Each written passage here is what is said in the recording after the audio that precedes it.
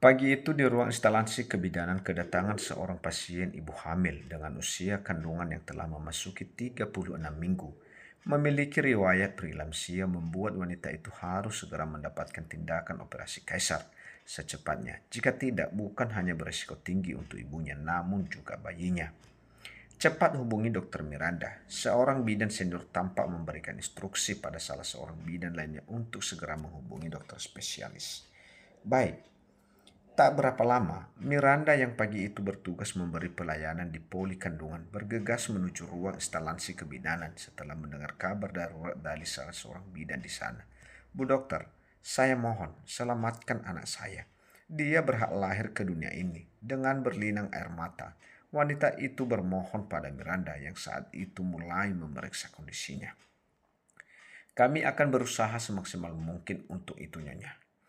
Tapi Anda harus tetap tenang. Jika Anda dilanda kepanikan seperti ini, bisa saja tekanan darah Anda tidak stabil. Tutur Miranda setelah memeriksa kondisi wanita itu. Setelahnya, Miranda pun meninggalkan ruangan tersebut.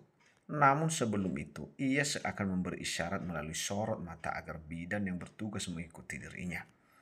Menurut hasil pemeriksaan, saya serta hasil pemeriksaan pasien sebelumnya, beliau menderita preeklamsia dan sepertinya sejak menderita preeklamsia, pasien tidak mendapatkan penanganan yang tepat sehingga membuat preeklamsia yang diderita pasien semakin parah. Jika tidak segera mendapat tindakan operasi, kemungkinan terbesar ibu dan bayinya tidak dapat diselamatkan. Terang Miranda pada bidan yang bertugas. Di mana anggota keluarga pasien? Lanjut tanya Miranda. Keluarga pasien menunggu di depan dokter. Tapi, Bu Bidan ragu untuk melanjutkan kalimatnya. Tapi kenapa? Tanya Miranda dengan wajah bingung.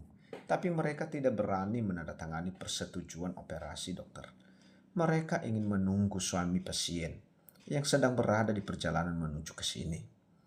Beritahu bidan pada Miranda. Beberapa lama lagi suami pasien akan tiba. Tanya Miranda lagi. Saya juga kurang tahu pasti dokter. Yang jelas, kata anggota keluarganya yang lain, suami dari pasien sedang berada di luar kota. Lanjut beritahu bidan dan itu membuat Miranda memijat pangkal hidungnya. Meskipun menyayangkan hal itu, namun Miranda tak dapat berbuat apa-apa. Ia hanya bisa melakukan tindakan operasi jika ada anggota keluarga pasien yang bersedia menandatangani persetujuan tindakan operasi. Sebelum meninggalkan ruangan instalasi kebidanan, Miranda kembali menemui pasien. Maaf Nyonya, sepertinya untuk saat ini kami tidak bisa melakukan tindakan operasi pada Anda. Sebab sebagai tim medis, kami juga membutuhkan persetujuan dari anggota keluarga pasien. Dan sampai saat ini kami belum mendapatkannya karena suami Anda sedang berada di perjalanan dari luar kota. Miranda mencoba memberi penjelasan pada pasien. Wanita itu hanya yang tadinya terbaring di atas tempat tidur pasien lantas merubah posisinya dengan duduk. Kini ia menatap Miranda dengan wajah penuh harap. Saya mohon dokter, lakukan tindakan operasi secepatnya untuk menyelamatkan anak saya. Tidak perlu menyembunyikan kenyataan dari saya. Karena saya sudah tahu semuanya. Menderita preeklamsia parah. Bisa saja membuat nyawa saya tidak bisa terselamatkan.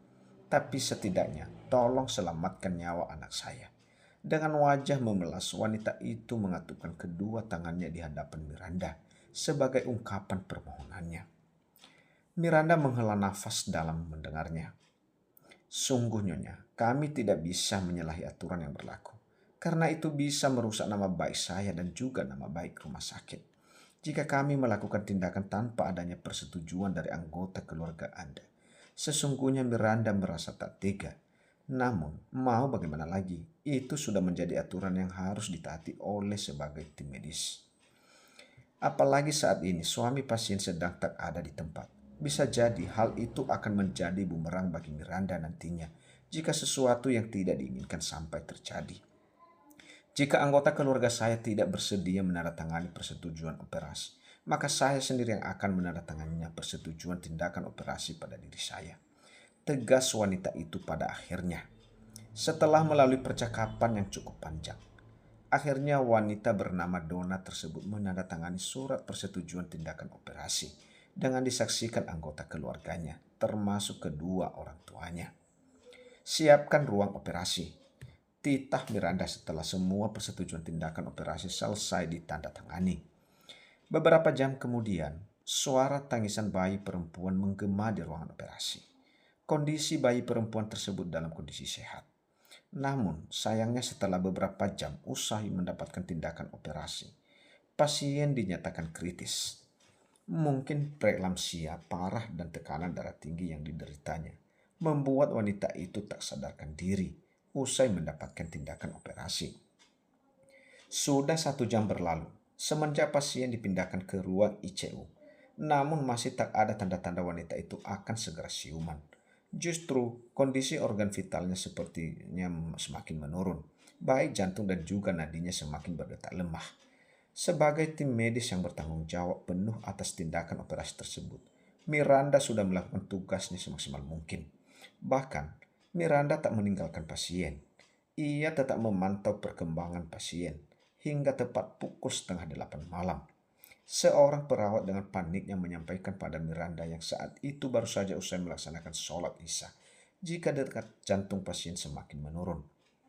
Miranda bergegas menuju ruang ICU. Melihat kondisi jantung pasien nyaris tak berdetak, Miranda lantas menggunakan alat pompa jantung sebagai usaha terakhir untuk menyelamatkan nyawa pasien. Sebagai tim medis, Miranda yang didampingi oleh beberapa orang perawat telah berusaha semaksimal mungkin, tetapi sepertinya Tuhan berkehendak lain. Tepat pukul 8 malam, wanita muda bernama Donna akhirnya dinyatakan meninggal dunia. Sebagai seorang dokter, Miranda paling pantang menitikkan air mata jika sedang bertugas. Namun kali ini sepertinya ada pengecualian. Miranda menitikkan air mata ketika mengingat ada seorang bayi perempuan yang baru saja lahir ke dunia namun sudah harus kehilangan sosok ibunya. Secepatnya Miranda mengusap sudut matanya yang basah. Saya akan menyampaikan kabar ini pada keluarga pasien. Miranda mulai mengayunkan langkahnya, meninggalkan ruangan ICU untuk menyampaikan kabar duka pada keluarga pasien. Di Bandara Internasional Suta, seorang pria tampan tampak berjalan dengan terburu-buru keluar dari area bandara. Pria tampan yang saat ini mengenakan setelan jas lengkapnya nampak merogoh saku jasnya ketika mendengar ponselnya berdering.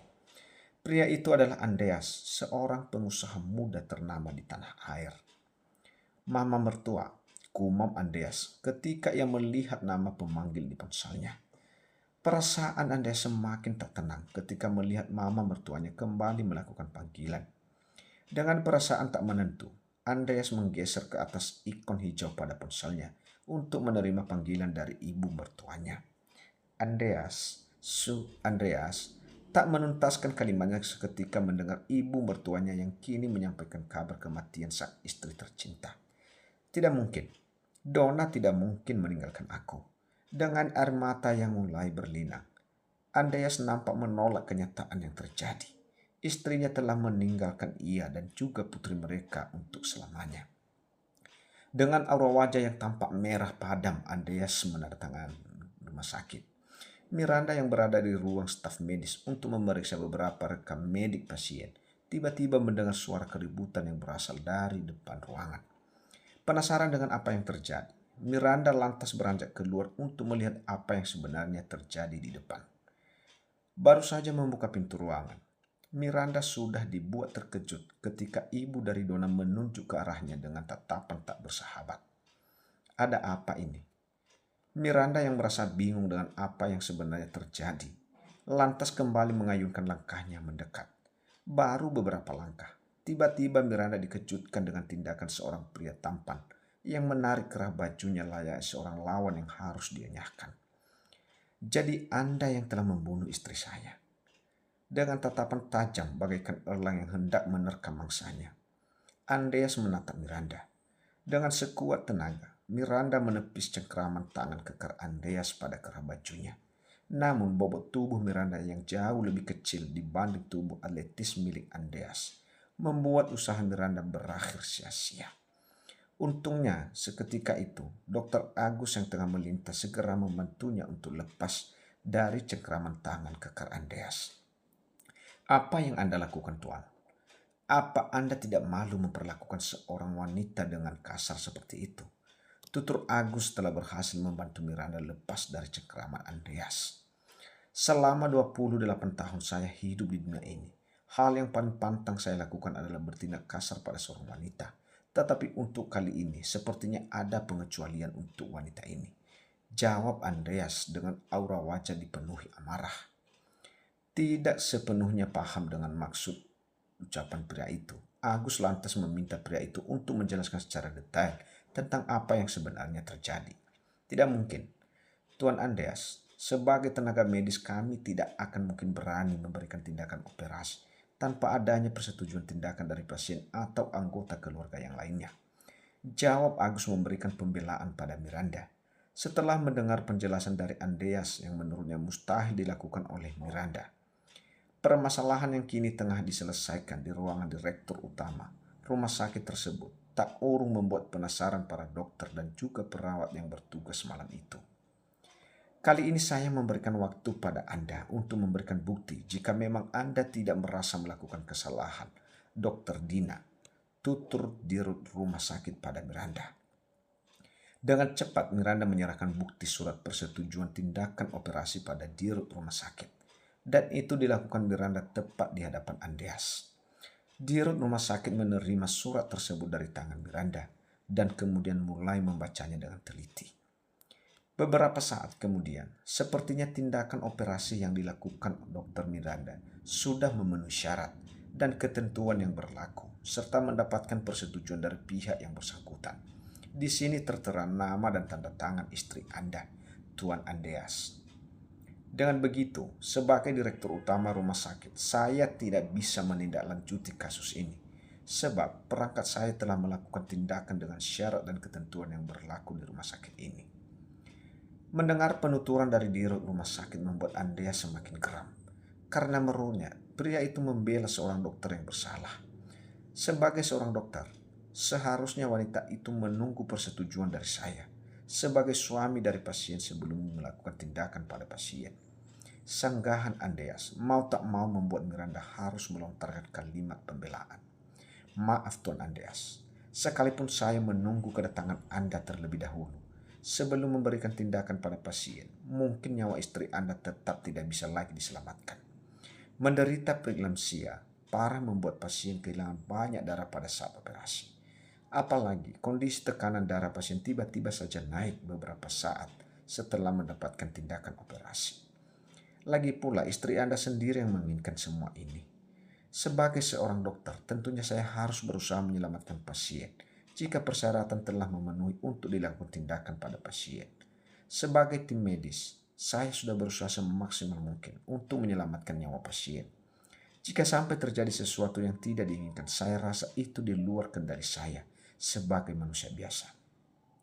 Miranda coba memberikan penjelasan, namun kebencian Andreas yang disebabkan kehilangan sang istri tercinta membuat pria itu seolah menolak semua penjelasan dari Miranda. Sebelumnya saya turut berduka cita atas meninggalnya istri Anda, Tuan. Namun, begitu Anda tidak bisa menyalahkan tim dokter yang bertugas dalam hal ini, kata dirut pada Andreas. Dengan wajah yang dipenuhi aura kebencian, Andreas Wiratama beranjak begitu saja meninggalkan ruangan tersebut. Miranda tampak menghela nafas dalam setelah kepergian Andreas. Seorang pria yang menurutnya memiliki sifat yang sangat mengerikan. Andreas yang ditemani kedua orang tuanya lantas membawa pulang jenazah istrinya sebelum kemudian besok akan dimakamkan. Tangisan putrinya menyadarkan Andreas jika saat ini ia harus kuat demi buah hatinya yang baru saja kehilangan sosok ibunya. Seminggu setelah kematian sang istri, Andreas terus menghabiskan waktunya di sebuah klub malam dengan mabuk-mabukan. Menurut Andreas, hanya dalam keadaan mabuk, ia bisa sedikit mengurangi frustasinya setelah kehilangan sosok wanita yang begitu dia cintai.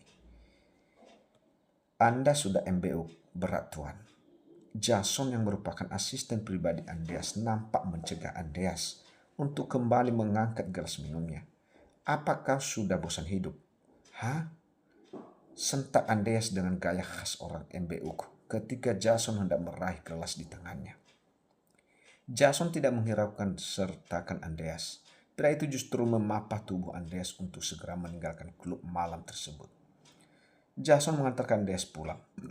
Mama Delia yang menunggu di depan pintu utama nampak sedih melihat putranya yang sudah seminggu pulang dalam keadaan MBU berat. Bahkan saking banyaknya menenggak minuman beralkohol setiap malam, Andreas butuh bantuan Jason untuk memapat tubuhnya pulang ke rumah.